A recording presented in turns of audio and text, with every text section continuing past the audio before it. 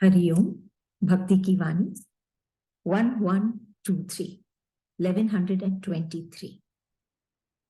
इतना बल दे कि हाथ की लेखनी तेरा हाथ ही थाम दे, कि दिल को शांति मिले। नहीं तो क्यों सफेद पर काला लिखवाता। इतना बल दे कि हाथ की लेखनी तेरा हाथ ही थाम दे, कि दिल को शांति मिले। एक भक्त जो अपने इष्ट को पाना चाहता है। कई तरीके हैं, लेकिन जैसे गीता में भी कृष्ण कहते हैं आखिर में, वो बहुत कुछ पहले बताए कई अध्याय में, ऐसे करना है, ऐसे करना है, ये करना है, वो करना है। आखिर में क्या कहते हैं कि सब कुछ छोड़कर तू मेरी शरण में आ जा। वो करना हम समझते हैं फिर भी आसान है, जब हमको कोई हमारा इष्ट कहता है। लेकिन सब कुछ छोड़कर ईश्वर की शरण में जाना अति सहज है और कठिन भी, क्योंकि वहां पर प्रेम, विश्वास की बहुत आवश्यकता है। इतना प्रेम जिसमें कोई स्वार्थ नहीं, अनकंडीशनल। वो जब अपना लगने लगता है तब वो ईश्वर को पाता है।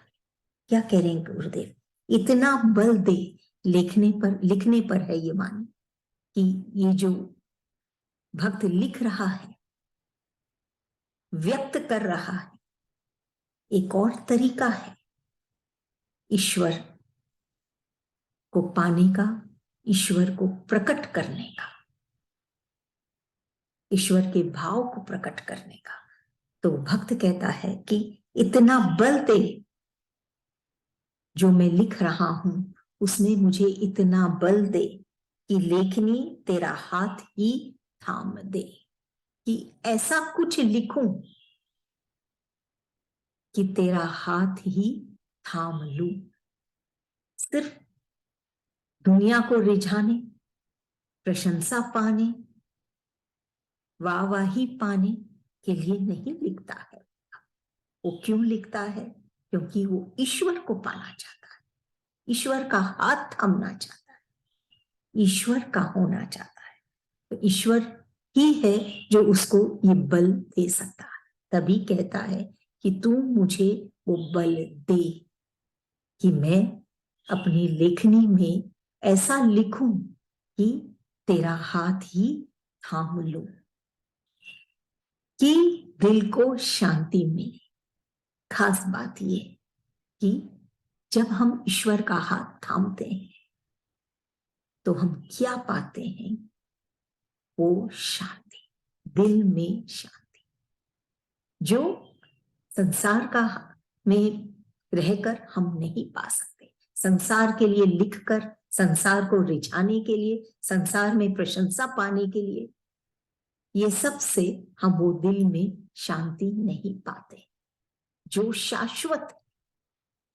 यहां पर वो भक्त ऐसा लिखना चाहता है और उसमें इतना बल हो, प्रार्थना करता है अपने इष्ट से, क्योंकि शब्द लिखना, शब्दों का समूह वही है लिखना, शब्दों का मेल।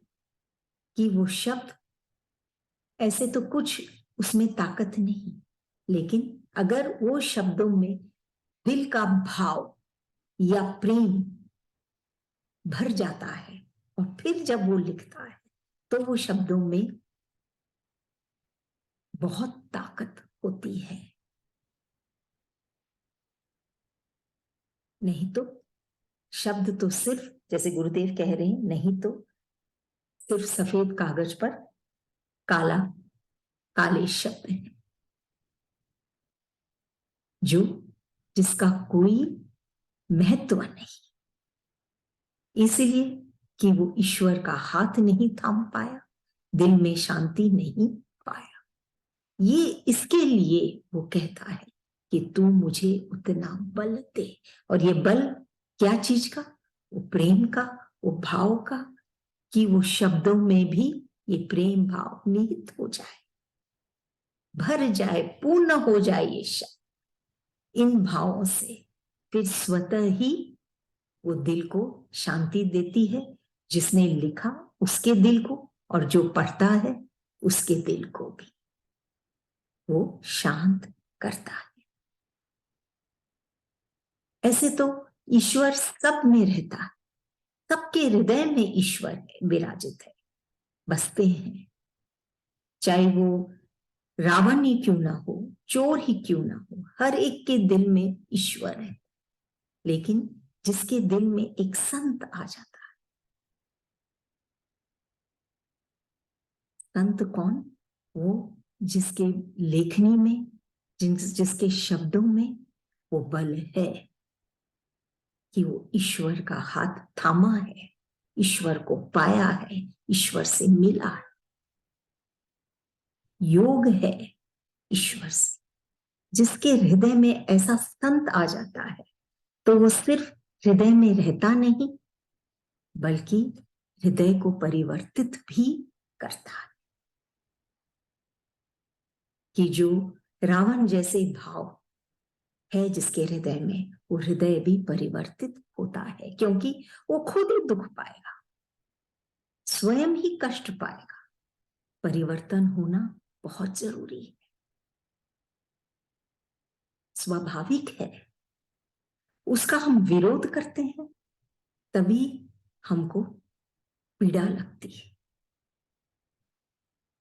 तो यही बात कह रहे हैं गुरुदेव कि ऐसा हमको बल दे। किसी किसी के पास ये बल होता है, जिनके शब्दों में ये बल होता है। लिखने तो अनेक जन लिखते हैं इस दुनिया में, ईश्वर के बारे में भी लिखते हैं और अन्य चीजों, सिर्फ दुनिया को रिझाने के लिए, नाम और प्रशंसा के लिए। लेकिन एक भक्त लिखना चाहता है ऐसे शब्द जो शब्दों में वो बल है, वो ताकत है कि ईश्वर का हाथ भी थाम सके और दिल को शांति भी मिल सके। इसलिए वो ईश्वर से अनुरोध करता है कि मुझे वो बल दे, मेरे शब्दों में वो बल दे। और वो तब आएगा जब वो इस भाव और प्रेम से भरेगा ईश्वर के लिए,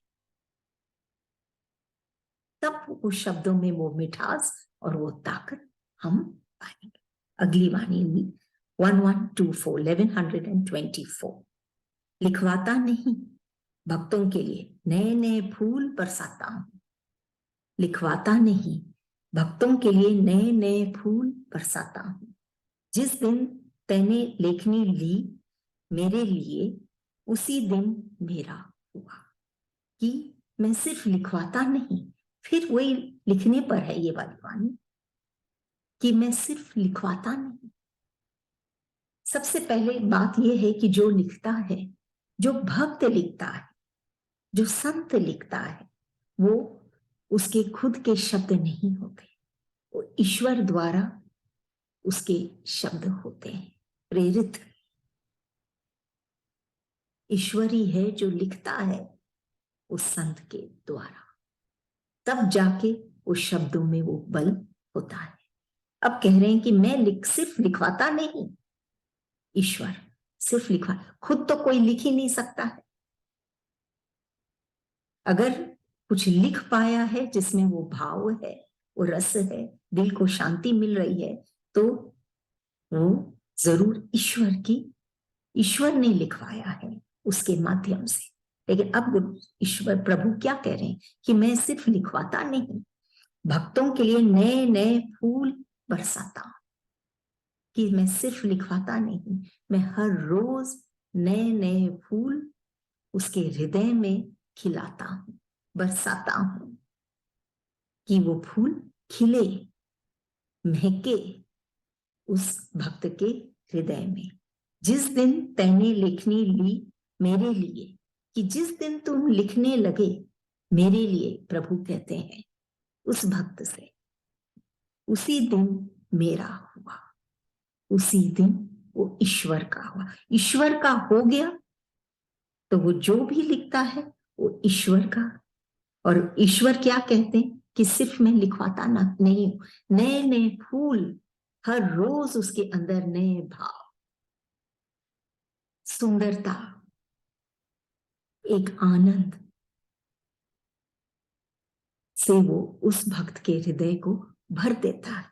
नए नए फूल बरसाता, तभी वो लिख पाता है, तभी दिल को सुकून मिलता है, एक राहत मिलती है, एक क्या बोले मार्गदर्शन अन्य लोग पाते हैं ऐसे शब्दों से, जहां ईश्वर खुद लिखवाता है, सिर्फ लिखवाता नहीं बल्कि हर रोज नए नए फूल भी बरसाता है। जिस दिन तैने लिखनी ली मेरे लिए, संसार के लिए नहीं, संसार की प्रशंसा के लिए नहीं, बल्कि मेरे लिए, उसी दिन मेरा, अब जो भी होगा मेरा होगा। उस भक्त को अब हम ये समझ सकते हैं कि वो कितना हल्का अपने आप महसूस करेगा और सबको आनंद प्रदान कर पाएगा, क्योंकि वो खुद आनंदित रहेगा हर समय, क्योंकि वो ईश्वर का हो गया। अगर आनंद कहीं है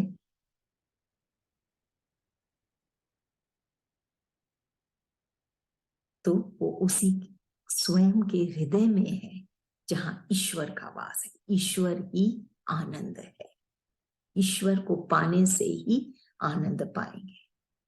या हम ये कह सकते हैं आनंद में जो समाता है वो ईश्वर के का ही हो जाता है, ईश्वर के अति निकट है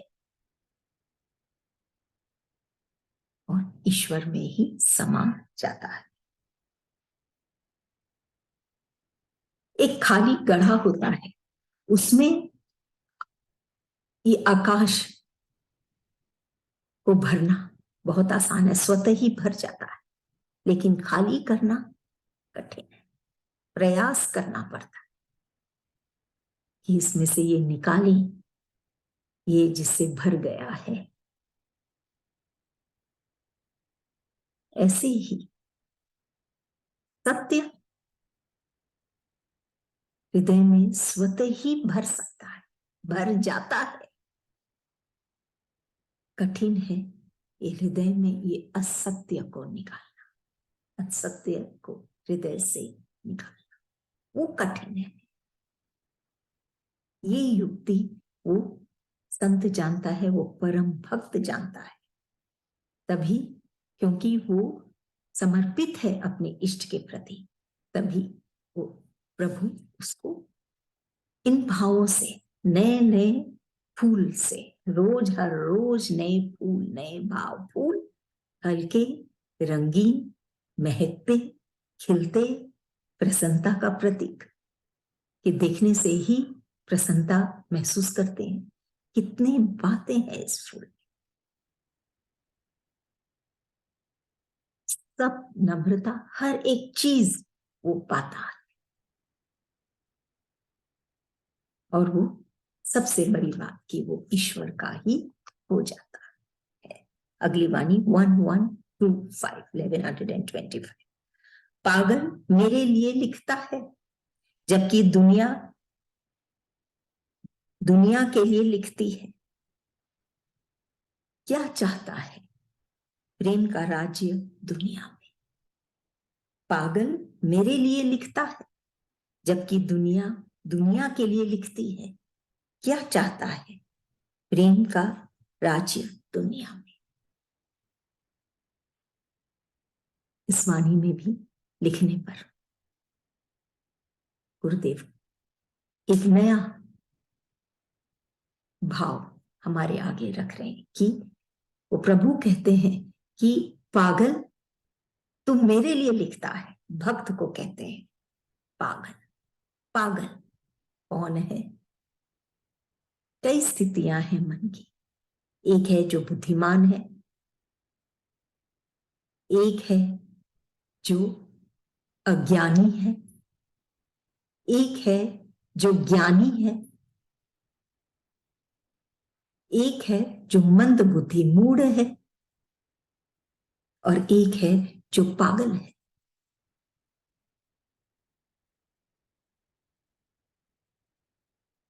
गुरुदेव पागल की बात कह रहे हैं कि पागल कौन? जो पा लिया है अपने प्रभु का प्यार, महसूस करता है, अनुभव करता है अपने इष्ट को अपने भीतर, अपने अंतःकरण में, और इसीलिए वो गल गया, उसका मैं गल गया। वो बुद्धि का दास नहीं, बुद्धि है लेकिन उसका दास नहीं, बल्कि बुद्धि उसका दास बन जाता है। वो है ये पागल जो ईश्वर को अपनाता है। अज्ञानी वो एक अलग है। वो कौन? जो विचारों में बंधा है, वो है अज्ञानी। ये बुद्धि के और अनेक विचारों में जो बंधा है, वो है अज्ञानी। लेकिन पागल जो ईश्वर को पा के, अलग ही स्थिति है, कुछ अलग है, कुछ खास है, निराला है ये पागल।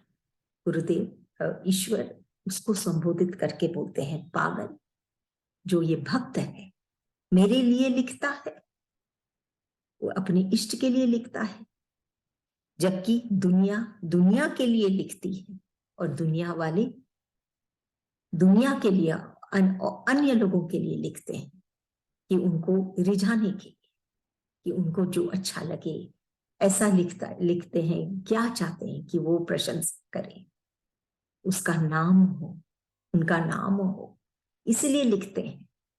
लेकिन ये जो पागल है, जो भक्त है,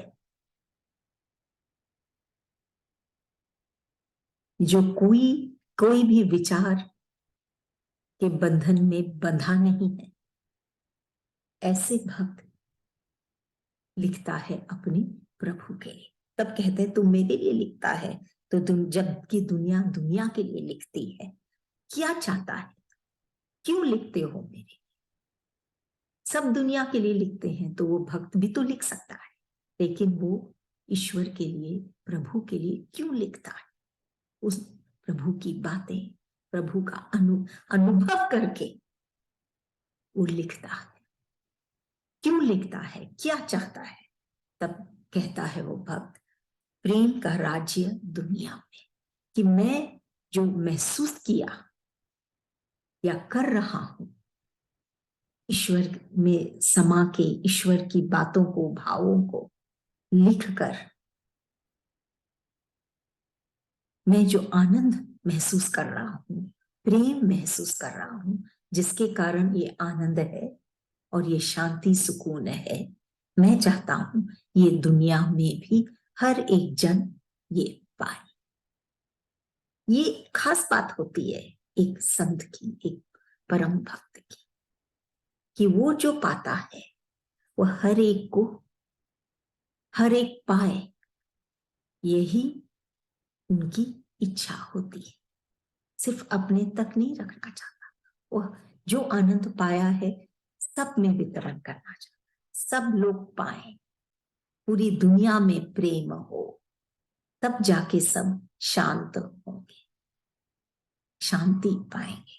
तो इसीलिए वो लिखता है अपने इष्ट के लिए। बाकी के लोग दुनिया में अन्य लोगों के लिए लिखते हैं, लेकिन ये लिखता है ईश्वर के लिए, ईश्वर की बातें, ईश्वर के भाव। क्यों? क्योंकि वो दुनिया में प्रेम राज्य चाहता है, जो उसने पाया प्रभु की बातों में, प्रभु में समाकर उसने जो पाया वही वो बांटना चाहता है। ऐसे लिखेगा तो जो भी उसके पढ़ेगा वो आनंद पाएगा, वो भी प्रभु के भाव को पाएगा, इसीलिए वो लिखता है। अगली वाणी 1126 लिखता जा भक्तों के लिए पुष्प बनेंगे, माला बनेगी, और कहना नहीं अनुभव ही बतलाएगा। कि इस बात को आगे बढ़ा के गुरुदेव कह रहे हैं अगली वाणी में, इस वाणी में, कि लिखता जा भक्तों के लिए, कि तू लिखता जा प्रभु की बातें, ईश्वर की बातें, तू लिखता जा। वो कौन है, कितना सुंदर है, ऐसे तो शब्दों में हम बयान नहीं कर सकते, लेकिन वो संत के शब्दों में, क्योंकि वो इतने पूर्ण है वो भाव से कि वो भाव इन शब्दों में भी झलकता। तभी कहते हैं लिखता जा भक्तों के लिए पुष्प बनेंगे, कि वो तू जितना लिखेगा, जितने भक्त इसको पढ़ेंगे, उतने ही पुष्प बनेंगे, उतने ही महकेंगे, उतने ही के मन सुमन बनेंगे।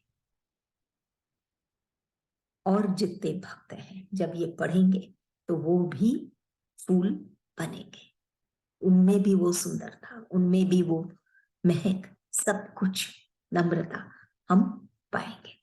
तो तू लिखता जा भक्तों के लिए पुष्प बनेंगे, माला बनेगी, कि आखिर में इतने पुष्प बनेंगे, इतने और भक्त बनेंगे कि माला ही बन जाएगी, एक से एक, एक से एक, इतने पुष्प, इतने मन सुमन बन जाएंगे कि माला ही बन जाएगी, और कहना नहीं अनुभव ही बतलाएगा।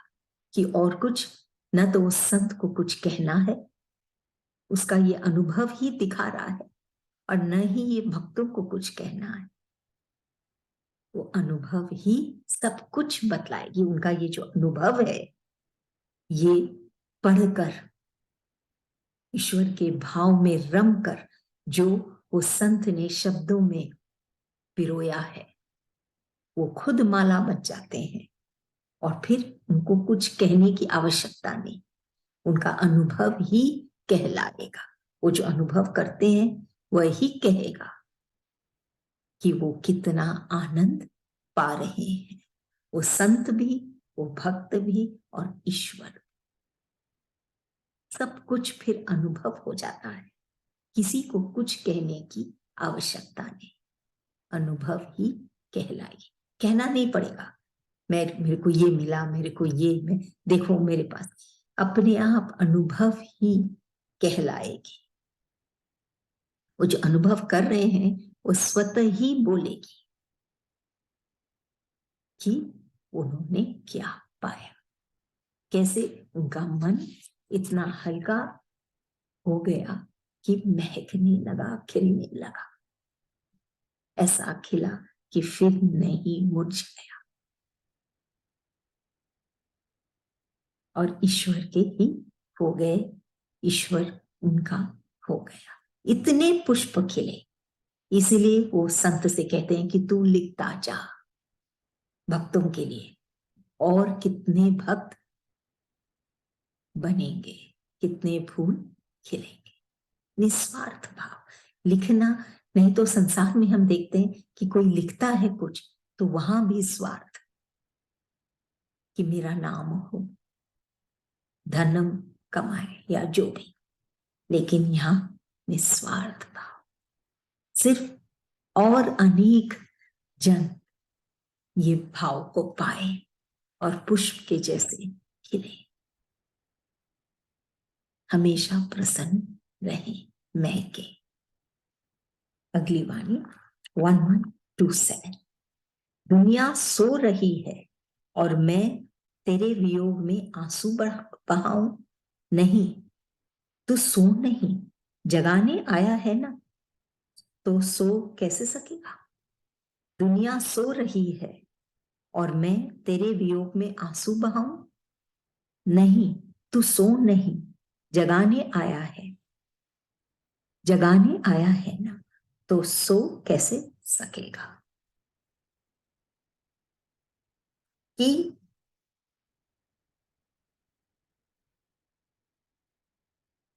स्थूल से ज्यादा शक्तिशाली है सूक्ष्म।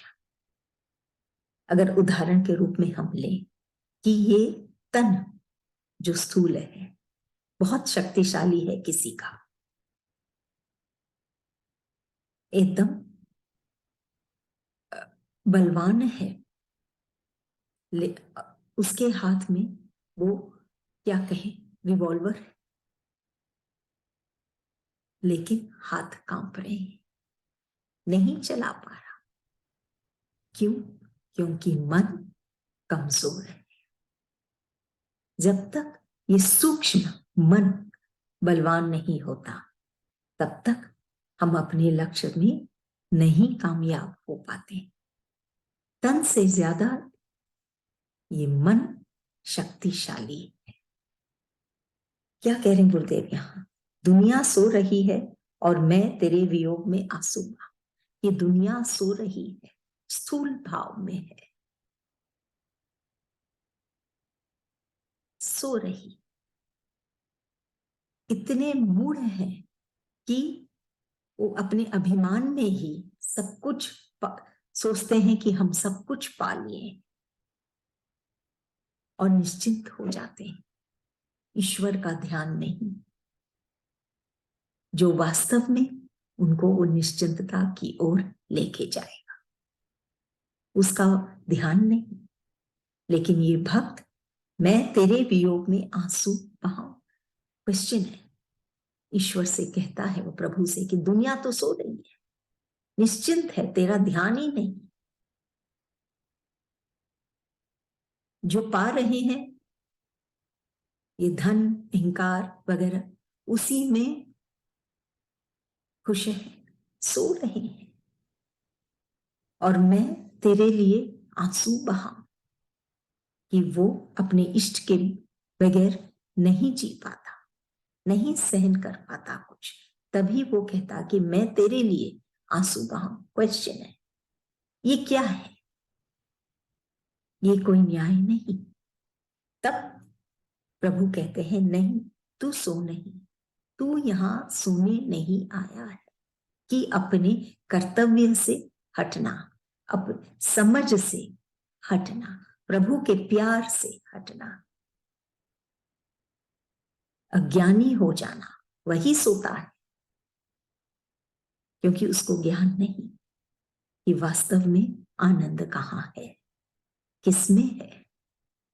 तब वो कहता है कि तू सो नहीं। उस भक्त परम भक्त से कहता है कि तू सो नहीं, जगाने आया है ना, कि तू औरों को जगाने आया है जो सो रहे हैं, मूड होके ये नींद में सो रहे हैं। उनको जगाने तू आया है, उनको वास्तव में सत्य क्या है वो बताने, जगाने तू आया है ना, तो तू सो नहीं। तू सो तो सो कैसे सकेगा? तू कैसे सो सकेगा? हर एक का हम कहें कि हो सकता है कि हर एक का आगमन अलग अलग कारण से हुए, लेकिन फिर भी जो ईश्वर को नहीं पाता हृदय में, वो अपने कार्य में सफल नहीं हो पाता। ये संत आया है इस संसार में औरों को जगाने, तो वो सो नहीं सकता। यहां सोना कोई ये शरीर का सोना नहीं, बल्कि वो अज्ञान अवस्था में, वो भ्रम में, वो अंधकार में नहीं रह सकता। ईश्वर से जुड़ना है कि वो प्रकाश, उसके भीतर वो ज्योत जले, कि और भी सब जो सो रहे हैं वो प्रकाशित हो, उठे, प्रकाश फैले कि वो उठे। जैसे अगर हम सोने का कोई नेकलेस बनाते हैं, बनने के बाद भी वो सोना ही रहता है, वैसे ही ईश्वर ये पूरे संसार में बनाकर भी ईश्वर वैसे ही रहते हैं जैसे हैं। वो अपने ही मूल में रहते हैं। वही आनंद, वही विस्तार, वही प्रेम का भाव, वही है ये जगदीश्वर। ये पूरे संसार में है, बनाए हैं, लेकिन फिर भी वो वैसे ही रहते हैं, बदलते नहीं। इसीलिए तू जो आया है इस संसार में सबको जगाने, सबके अंदर वो जगदीश्वर है, वो भाव को जागृत करना, यही तेरा काम है। तू कैसे सो सकता है? तुझे सबको जगाना है।